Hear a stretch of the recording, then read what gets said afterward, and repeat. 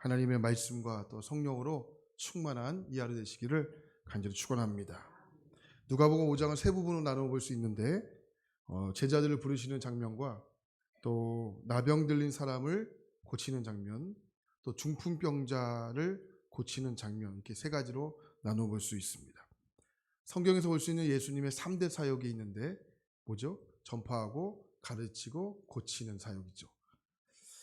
그 사역을 가장 잘 설명한 성격이 마태복음 4장 23절인데 예수께서 온 갈릴리에서 두루 다니사 그들의 회당에서 가르치시며 천국 복음을 전파하시며 백성 중에 모든 병과 모든 약한 것을 고치시니. 가르치시며 전파하시며 고치시며, 이게 예수님의 3대 사역이죠. 누가복음 4장을 보면 예수님께서 마귀에게 시험을 당하시고 어떻게 이기시죠? 성령을 입어 말씀으로 이기시죠. 그러니까 시험은 말씀으로 이기는 겁니다. 그러니까 시험을 다른 것으로 이기려고 하면 시험 들고, 시험은 말씀으로 이기는 겁니다. 그리고 하신 일이 무엇이냐면 가르치시고 전파하시고 고치셨습니다. 그리고 오늘 말씀 1절을 보면 이렇게 시작을 하죠. 무리가 몰려와서 하나님의 말씀을 들을세, 이렇게 말씀을 시작해요. 무리가 몰려왔습니다. 왜 몰려왔을까? 그러니까 성경을 읽는 우리 독자의 입장에서는 은혜 받기 위해서 그들이 사람들이 기대감을 가지고 이렇게 나왔구나, 말씀을 들었구나, 이렇게 생각할 수 있는데 그런 분위기가 아니에요. 이게 호기심 때문입니다. 누구? 가르치시고 전파하시고 고치시는 예수? 그럼 예수께 한번 가보자, 이런 분위기로 이해하시면 상황을 설명하는데 조금 여러분 도움이 되실 것 같아요. 그런데 무리가 몰려왔을 때 예수님께서 말씀을 전하셨던 그 장소가 어디냐면 게네사렛 호수라고 쓰여 있어요. 그러니까 오늘 말씀과 병영으로 되어 있는 말씀이 마태복음 4장과 마가복음 1장인데 이 말씀에서는 게네사렛 호수라고 되어 있지 않고 갈릴리 바다라고 되어 있어요. 그럼 왜 누가복음에서는 게네사렛 호수라고 되어 있고 마태복음과 마가복음에서는 갈릴리 바다라고 쓰고 있는 것일까요? 자, 이게 두 곳이 다른 곳일까요?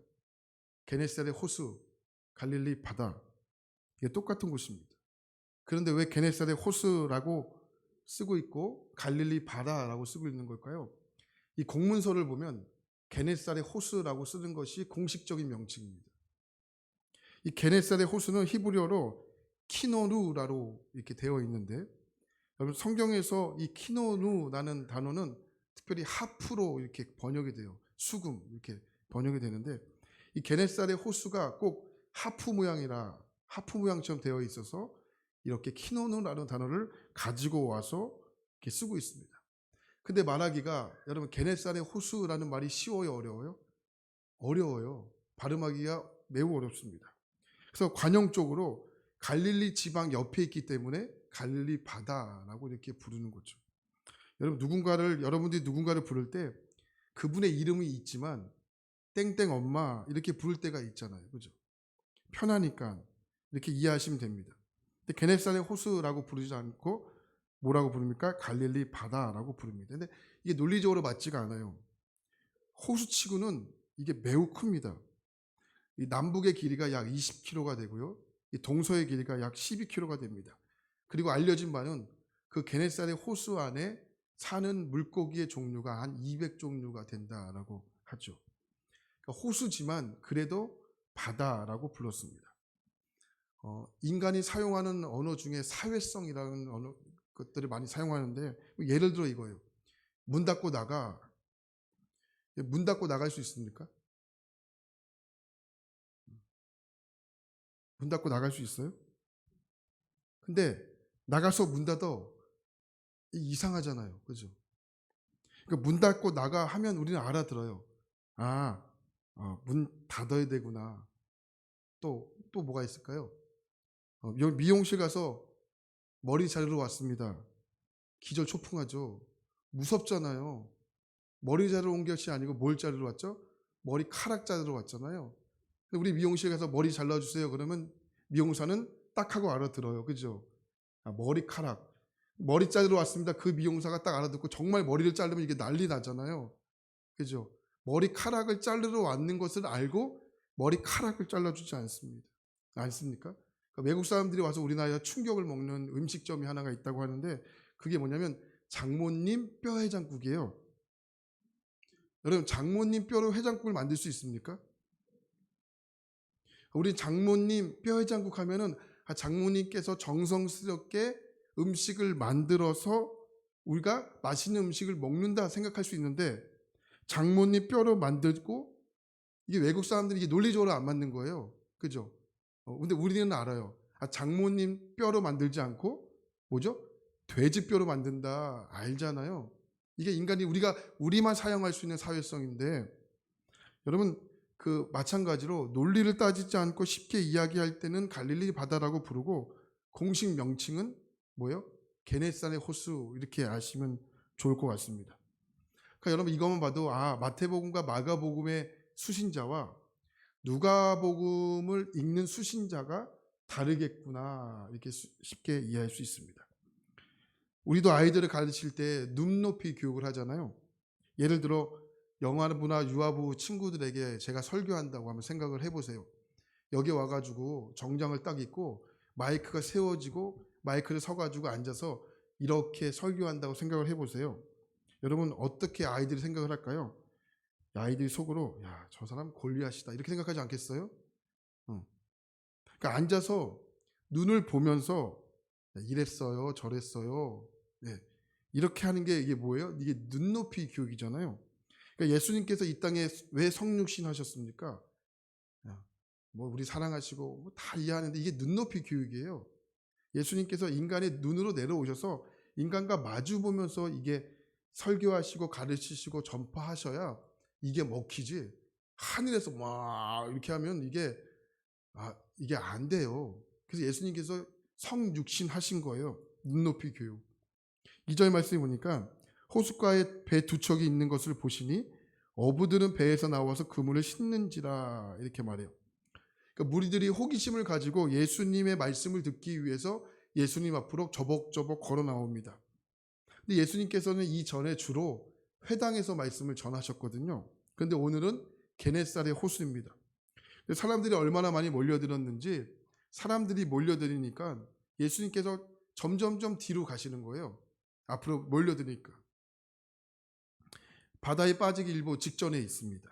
근데 예수님께서 어떻게 하십니까? 3절에 보니까 물에 빠지기 직전에 배가 두 척이 있었는데 그 중에 한 척에 올라가셨다 이렇게 표현하시죠. 바로 이 배가 누구의 배냐면 시몬의 배입니다. 시몬의 배. 그럼 왜 굳이 배에 오르실 이유가 있을까요? 사람들에게 이야기하면 되잖아요. 그만 좀 오세요. 저 빠져요. 자, 오보 뒤로 가겠습니다. 자, 하나, 둘, 셋, 넷, 다섯. 이게 더 쉽잖아요. 그죠? 근데 예수님께서는 그렇게 말씀하지 않으시고 본인이 직접 배에 올라가 무리들에게 말씀을 전했다라고 성경은 기록을 하고 있습니다. 그 배가 누구의 배입니까? 시몬의 배라는 거예요. 시몬의 배.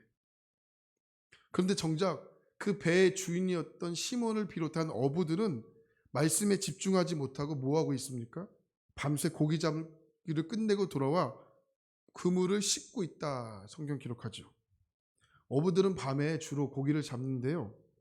물고기는 밤이 돼야 수면 위로 올라오고 낮은 이렇게 물고기가 수면 아래로 내려간다고 하네요. 그러니까 낮에는 안 잡힌대요. 어부들은 이미 잔뼈가 굵은 사람들이잖아요. 이런 사실을 모르겠습니까? 그러니까 밤에 나가서 고기를 잡고 낮에 들어와 그물을 씻고 또 잠도 청하고 이런 생활을 반복했던 직업이 바로 어부입니다. 근데 그물을 씻고 있는 거예요. 그럼 그물을 씻는다는 것은 뭐예요? 고기를 잡고 들어왔다는 거잖아요. 그물을 씻고 가서 자려고 준비하고 있는데 예수님께서 시몬의 배에 올라타셨다 이렇게 말씀합니다. 왜요? 우리들은 다 뒤로 물르고 나서 말씀하실 수 있잖아요. 굳이 왜? 무엇 때문에, 무슨 이유 때문에 시몬의 배에 오른 것일까요? 그것을 어떻게 알 수 있냐면 그 이유를 4절 말씀에 보니까 말씀을 마치시고 이렇게 되어 있어요. 말씀을 마치시고. 여기 등장하는 마치시고라는 단어가 헬라어로 파우오라는 단어예요. 파우오. 여러분 이 뜻이요. 우리가 알고 있듯이 말씀을 마쳤다 이런 뜻이 아니고 어떤 결론적인 의미가 아니고 이 뜻은 하던 일을 중간에 그치다 이런 뜻이에요. 무슨 뜻이냐면 이날 시몬의 배에 예수님께서 오르셨잖아요. 올라가 무리들에게 하고자 하는 말씀을 다 마친 후가 아니라 말씀을 하고 있는 도중에 그 말씀을 잠깐 멈추시고 베드로에게 관심을 보이셨다라는 뜻이에요. 그러니 예수님께서 왜 시몬 베드로의 배에 오르셨는지 아십니까? 지금 예수님께서 무리들이 다가오셔서 시몬의 배에 오르셨다는 것은 갑자기 예수님께서 급하셨기 때문에 배에 오르신 것이 아니고 이미 이전부터 베드로 시몬에게 관심을 갖고 계셨고, 그래서 관심을 보이셨던 시몬에게 무리에게 전한 말씀을 잠깐 멈추시고 그것을 누구에게 관심을 돌리신 거예요? 시몬에게 관심을 돌려서 시몬에게 지금 말씀을 하고 있다라는 겁니다. 여러분 이해되십니까? 참 재밌지 않습니까? 예수님께서 시몬을 처음부터 부르시거나 시몬의 필요를 먼저 채워주셔서 능력을 보여주신 것이 아닙니다. 먼저 무리들에게 말씀을 전하시고 그 다음에 시몬에게 말을 거셨어요. 이 순서가 매우 중요합니다. 먼저 무리들에게 말씀을 전하시고 그 다음 시몬에게 말을 거셨어요. 왜 그럴까요? 아니 먼저 시몬에게 말씀을 거실 수도 있잖아요. 아니면 무리들을 다 보내신 다음에 시몬에게 말씀하실 수도 있잖아요. 근데 그렇게 하지 않으시고 무리들에게 먼저 말씀을 전하시고 그걸 말씀을 끊으시고 그 다음에 시몬에게 말씀을 전하셨다라는 거죠. 왜요? 무엇 때문에? 그 이유가 뭘까요? 예수님의 마음속에는 이런 것이 있었어요. 예수님은 먼저 시몬에게 말씀에 순종할 수 있는 영적인 토대를 마련하신 후에 그 다음에 베드로에게 이적을 행하신 거예요. 무리가 누구예요? 예수님의 말씀을 등한시하고 이적을 쫓는 사람들이었기 때문에 그래요.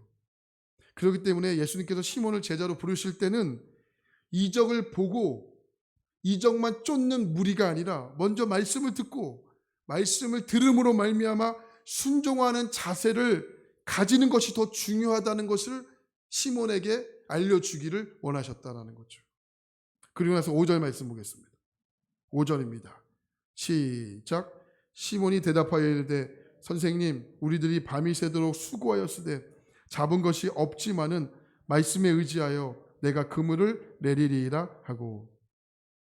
시몬과 다른 어부들이요 밤새도록 그물을 던졌는데 아무 소득이 없었죠. 텅 빈 그들, 그리고 밤새 아무것도 잡지 못한 텅 빈 배, 얼마나 허탈하겠습니까? 그래도 먹고 살아야 하기 때문에 그물을 싣는 거죠. 또 나갈 준비를 위해서 그물을 싣고 있는데 예수님의 말씀이 들려왔습니다. 시몬도 예수님의 말씀을 고요히 듣고 있었겠죠. 근데 갑자기 예수님의 말씀이 들려오십니다. 그물을 내려 고기를 잡아. 이 말을 들었을 때 시몬의 마음이 어땠을까? 시몬은 어부의 이 굵은 베테랑이거든요. 지금 이 장소에서 무슨 말도 안 되는 소리를 하시지? 그러니까 의아스러운 그런 생각이 들지 않았을까요? 그래서 5절 말씀을요, 이런 각도를 보면 다시 한번 볼게요. 시몬이 대답하여 이르되 선생님 우리들이 밤이 새도록 수고하였으되 잡은 것이 없지만은 말씀에 의지하여 이렇게 되어 있어요. 의지하여. 근데 여러분 원문에서는 이 의지하여라는 단어가 없습니다. 그럼 어떤 마음으로 시몬을 했을까요? 미세하지만 이런 차이가 있어요. 선생님이 하라고 하니까 이해되세요? 이 미세한 차이예요. 선생님이 하라고 하니까 하긴 하겠는데 뭐 이 정도의 의미가 있는 거죠. 그러니까 믿었다는 말이 아니에요. 그러니까 여러분들이요 말씀을 듣고 말씀을 의지하겠다. 여러분 어떤 결정이 있으세요? 정말 말씀을 믿고 말씀을 신뢰하고 따른다. 여러분 그런 의지적인 결정이 여러분 가운데 있는 것은 아니겠습니까? 근데 시몬은 아직은 개반은 아니에요. 시몬은 아직 베드로까지는 가지 않았습니다. 이렇게 해서 시몬은요 조금씩 예수의 말씀의 포로가 되어 개발로 되어가는 과정 중에 있는 것이죠. 여러분이 새벽에 나오실 때 솔직하게 매일 벅찬 마음으로 나오세요?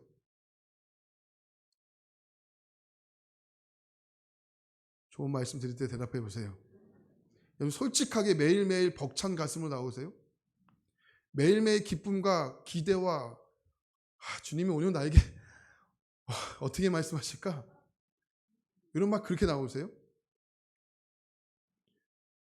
억지로 마지못해 겨우 딱 시간이 일어났는데 4시야. 그러면 30분 더 잘 수 있어. 막. 뭐 저만 그럴까요? 여러분 근데 우리가 하나님이 언제 은혜를 주실지 모르기 때문에 그래도 이 자리에 꾸역꾸역 나오지 않으세요? 요한복음 2장을 보면 물이 포도주가 되는 기적이 나오는데 이 기적을 누가 경험했죠? 요한복음 2장 9절 말씀을 보니까 연회장은 물로 된 포도주를 맛보고도 어디서 났는지 알지 못하대요. 어디서 났는지 알지 못하되 누가만 알아요. 물떠온 하인만 알더라. 물떠온 하인만 알더라. 물떠온 하인만 아는 것. 우리는 알기 때문에 여러분 어디서 났는지는 몰라. 근데 물떠온 하인은 알기 때문에 여러분 물떠온 하인의 심정으로 여러분 이 새벽에 나오는 것 아니겠습니까? 우리도 은혜를 언제 주실지 모르기 때문에 이 자리를 지키는 거예요. 그죠? 이 자리를 지키는 거죠. 바로 이 움직임이 오늘 시몬에서 개발로 되어가는 과정 중에 있다라는 거예요. 오늘 이 새벽 우리는 시몬일 수 있어요. 어쩌면 아직은 개발은 아니에요. 그러나 오늘 이 새벽 여러분들이 순종하는 마음이 결국은 베드로로 되어가는 과정일 수 있다는 것을 기억하시고 여러분들 오늘 이 아침 이 자리에 나오는 줄 믿습니다. 주님, 오늘 이 믿음의 여정은 이해가 안 가. 해석은 안 되지만 주님이 말씀하셨기 때문에 여러분 순종으로 이어지는 복된 하루가 되게 해 주십시오. 여러분 이렇게 기도하는 이 아침 되기를 간절히 축복합니다. 또 한 가지 볼 수 있는 것은 예수께서 왜 굳이 어부들을 왜 이렇게 많이나 제자로 부르셨을까? 예수님의 제자들 중에서는 제자들이 많잖아요. 어부들이 많잖아요. 다른 직업군들도 많잖아요. 근데 왜 굳이 어부들만 많이 불렀을까? 뭐 여러 가지 이유가 있겠지만 그 단서가 10절에 나와 있는데 10절에 잠깐 볼까요? 10절에 보면 이렇게 말해요. 세베대의 아들로서 시몬의 동업자인 야고보와 요한도 놀랐습니다. 중요한 단어가 나오죠. 동업자라는 표현이에요. 이것이 바로 키워드예요. 어부들은 특별히 혼자 일할 수 없는 직업이에요. 팀으로 일하는 법을 아는 사람들입니다. 예수님 당시의 어부들은요, 장정 4명이 필요했습니다. 지금은 뭐 기계로 그물을 길어 오르지만 이 당시에는 기계가 없잖아요. 전자 시스템이 없잖아요. 그러니까 사람들이 던지고 사람들이 기어 올라 그물을 집어야 돼요. 그러니까 혼자서는 할 수 없는 직업이 뭐예요? 어부예요. 어부는 반드시 동업자가 필요합니다. 여러분 요즘 교회 안에서도 보면 패러다임이 많이 바뀌었어요. 예전에는 리더십들을 강조했거든요. 개인의 리더십, 개인의 영성의 리더십. 근데 여러분 리더십이라는 말이 쏙 들어갔습니다. 이제 리더십이 필요한 교회 패러다임이 아닙니다. 이제는 여러분 개인의 리더십이 아니고 네트워크 시대 아닙니까? 네, 네트워크 다 연결되어 있어야 여러분 교회 사역이 이루어져요. 이 네트라는 뜻이 뭐예요? 이게 그물이잖아요. 그물. 여러분 지금은요 협력해서 무엇을 만들어가는 시대지 지금은 개인의 영성을 리더십으로 끌고 갈 수 있는 시대는 이미 지나버렸습니다. 이 당시 어부의 직업은요 반드시 네트워크가 잘 돼야 돼요. 네트워크가 잘 연결돼야 이루어지는 시대입니다. 반드시 뭐가 필요해요?